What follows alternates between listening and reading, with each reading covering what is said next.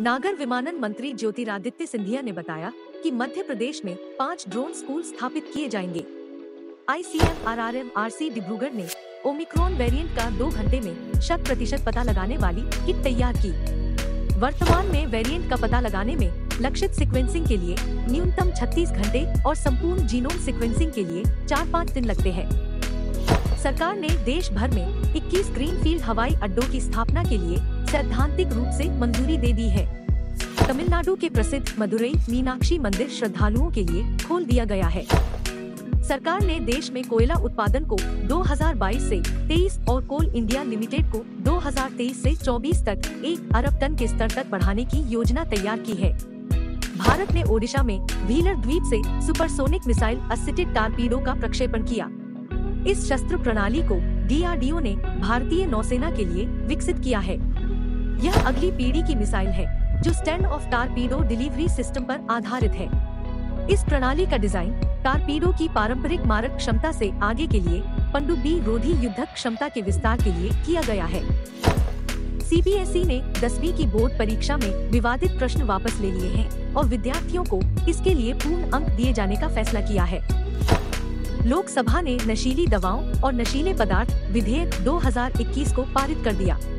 प्रधानमंत्री नरेंद्र मोदी ने वाराणसी में पुनरुद्धार किए गए श्री काशी विश्वनाथ धाम का लोकार्पण किया। अनुसूचित जाति और अनुसूचित जनजाति पर अत्याचार रोकने के लिए राष्ट्रीय हेल्पलाइन टोल फ्री नंबर 14,566 पर देश भर में शुरू की गई है।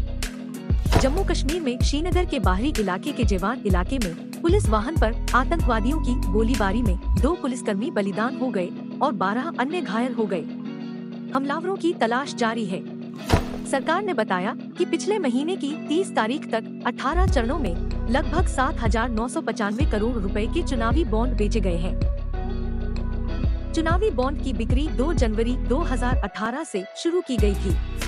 योगी सरकार ने चोरी की गाड़ियों के लिए कुख्यात मेरठ जिले के सोतीगंज मार्केट को बंद करवा दिया है।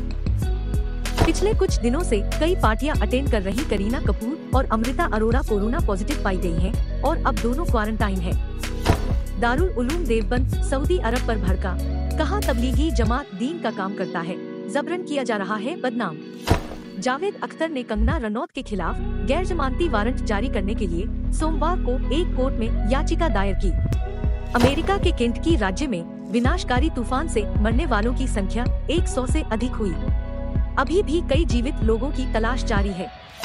G7 ने रूस से यूक्रेन पर हमला न करने को कहा है।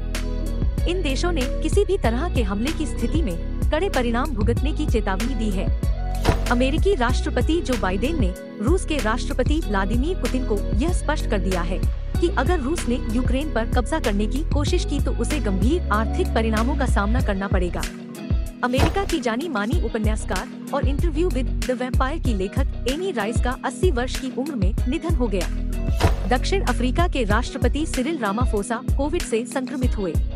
अफगानिस्तान में परवान प्रांत में एक वाहन के पलट जाने से कम 5 तालिबानी मारे गए और 4 घायल हो गए। लंदन में निर्वासित जीवन बिता रहे मुत्ताहिदा कौमी मूवमेंट के नेता अल्ताफ हुसैन ने नरेंद्र मोदी से पाकिस्तान के कब्जे से सिंध और बलूचिस्तान को आजाद कराने की अपील की। इटली में गैस रिसाव के कारण हुए विस्फोट में कम से कम 7 लोग मारे गए और 4 आवासीय इमारतें ध्वस्त हो गयी। अर्जुन लाल जाट और रवि ने एशियाई नौकायन चैंपियनशिप के पुरुष डबल स्कल्स मुकाबले में स्वर्ण पदक जीता। वहीं पुरुष एकल स्कल्स में परमिंदर सिंह ने रजत पदक जीता। भारत की हजारिका पोपी ने ताशकंद में राष्ट्रमंडल भारोत्तोलन चैंपियनशिप में रजत पदक जीता। तुर्की के इस्तांबुल में 9वीं पैरा विश्व ताइक्वांडो चैंपियनशिप में पैरा एथलीट चंदीप सिंह ने पुरुषों के 80 किलो भार वर्ग में रजत पदक जीतकर इतिहास रच दिया है। भारतीय क्रिकेट टीम बुधवार को दक्षिण अफ्रीका रवाना होने से पहले मुंबई में 3 दिन तक क्वारंटाइन रहेगी।